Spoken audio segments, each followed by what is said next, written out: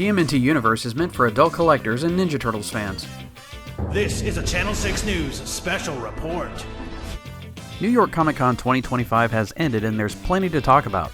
As usual, I like to wait for things to settle down before I do my recap of everything that got revealed. And normally, I just jump right in with NECA, but before we get into that, I want to talk about the world of TMNT and Playmates. The world of TMNT is a new marketing push, and it sounds like they want to bring all generations and iterations of Ninja Turtles under one banner, starting with a website. It's a little bare bones as far as content right now, but this might be a new place to keep up with what's happening in the world of Turtles. They rolled this out with a real pizza fire van from Mutant Mayhem, and a toy store window display featuring the new Playmates knockoff knockout figure sets of the Winter Turtles and bootleg Tortoise Friends that will appear in Chrome Alone 2 Lost in New Jersey, which we also got our first look at. The clip has the guys Christmas shopping for Splinter and discovered that they have been made into not too flattering action figures. This clip features a live-action commercial for the very toys that Playmates is producing. The design of the bootlegs is perfect and kind of reminds me of the Turley Gang figures. But more interesting is the appearance of this universe's Chrome Dome. I'm curious if the actual character looks like its action figure counterpart. I guess we'll find out when the short arrives in December with the new SpongeBob movie. And we should be getting that figure along with a few more, since just before the clip dropped there was a leak with Chrome Dome and the Winter Turtles and knockoffs, along with some others like Toka and Razar, as well as Anthrax, Muckman, Scaletail, and Scratch, all appearing in Season 2 of Tales of the TMNT. Now, we haven't gotten any images of these other than the low-quality image from Toy Fair, but we have some idea since some characters like Toka and Scratch, or potentially Old Hob, are in the trailer for the show. I'm very excited to see this cartoon, and I won't have to wait long since it's releasing in December. Before we get into all the new stuff, I'd like to talk about a couple of things first. So if you're not like me and you don't have a crippling addiction to collecting all these Ninja Turtle figures, you might have missed a few items. Some of those were made available, although very briefly. The Secret of the Ooze, Toka and Razar popped up on Walmart's site along with the 35th Anniversary Turtles. Now, those two mutants have been out of circulation for a while, so it's good to see them make a comeback. Especially with the Anniversary Turtles for anyone who missed those as well. And movie characters weren't the only old-timers, because NECA opened up the vault bringing back Bunny Suit Rocksteady, the Claw Shredder clone, and Donatello as the Dark Turtle, all previously Loot Crate exclusives. There was also a Turtles in Time video game Leo and Foot Soldier, and closing out the vault was cartoon Mona Lisa and Dirk Savage. If you ask me, the vault should become a regular thing. One drop a month of a few old figures that they have in a warehouse somewhere sounds like a win-win for everyone. And now onto the new stuff. I'd like to address the light showing yet again. I don't see this as a bad thing, the economy being what it is. My wallet could use a break. But it's nice to know figures are still coming. And for this video, I'm going to skip over all the items we've seen before and focus on just the new stuff.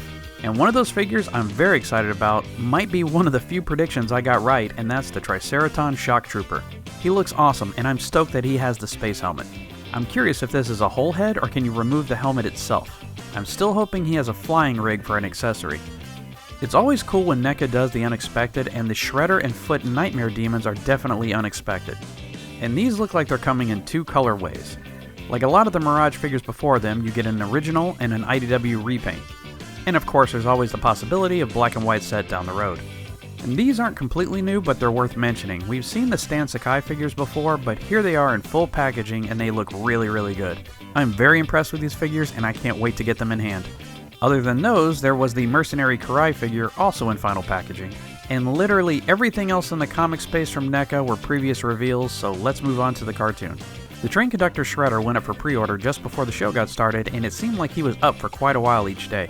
Like I've said before, these odd variants are perfect convention exclusives, and I hope they keep making weirdos like this. The only other cartoon figures were Robo, Toka, and Razar, which we have seen before. Now, this isn't a figure, but PandaCon is coming to Saturday Morning Adventures. This book is a continuation of the cartoon, and so far it's been great. This version of PandaCon looks exactly like the figure, so more than ever it leads me to believe that more what-if characters will appear in the comic. So we might finally see all those OG figures that missed out on the original cartoon get their time in the spotlight and get new figures in the cartoon collection. And the other cartoon that was represented, I was really expecting to see Splinter, Casey, and Slash, but they decided to change things up and show off a pretty amazing Tiger Claw. I hope they would get to him sooner rather than later. The sculpt and paint look great, but NECA has always been really good at translating cartoons into figures. I do hope that he has a regular right arm. Considering NECA's other figures, I'm sure he will.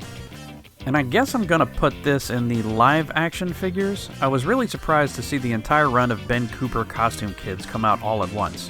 And what a great time of year for it too. We get all 4 turtles, as well as Bebop, Rocksteady, and Shredder. I figured they'd get to the turtles eventually, but the villains are definitely a bonus. And one of my favorite Easter eggs is that the candy bags are the pillowcases from the vintage bed sheet sets. And these are an absolute buy for me. Now that the bigger companies are out of the way, let's get to some more of the boutique stuff.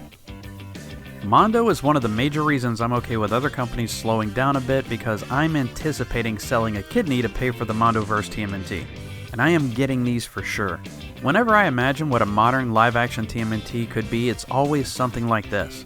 The sculpt and the details and even the extended lore are all coming together to be something special. Seeing Donatello painted was the other prediction I got correct, and this figure is a work of art. And I was excited to see my favorite turtle, Leo, in prototype form.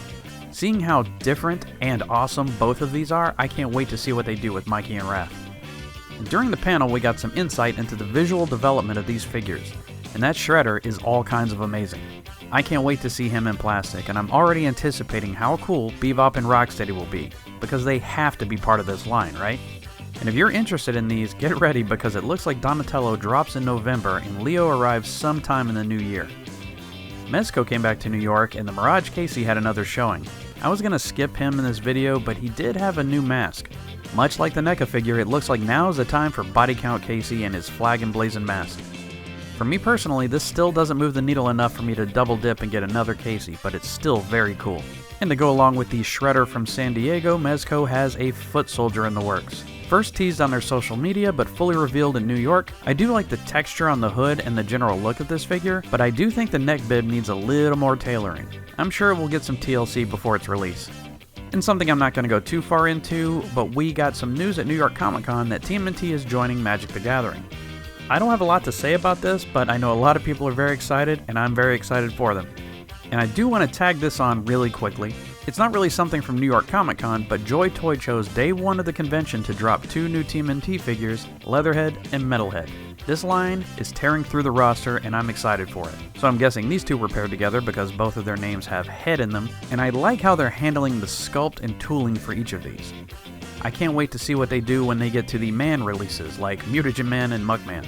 But they didn't stop there, because after Comic Con, they dropped the first vehicle in the line, with a pretty badass party wagon. The detail on this thing is awesome, and Joy Toy is quickly becoming one of my favorite companies. I'm hoping they don't stop here, and maybe we can get a mutant module in this scale as well. But they even threw in a couple of variations of Roadkill Rodneys, some from the cartoon, some from the comic book, and some that resemble robots from the video game. So a nice grab bag of killer machines. I only have a couple of the Joy Toy figures, but I'm telling you, do not pass these guys up. And that wraps up New York Comic Con and another year of conventions. We'll have to look forward to Toy Fair in February for any major news, but there's always the Christmas checklist from NECA and random drops until the end of the year to keep us busy. Until then, this is Ultramex for Channel 6 Happy Hour News, signing off. This has been a Channel 6 News special report.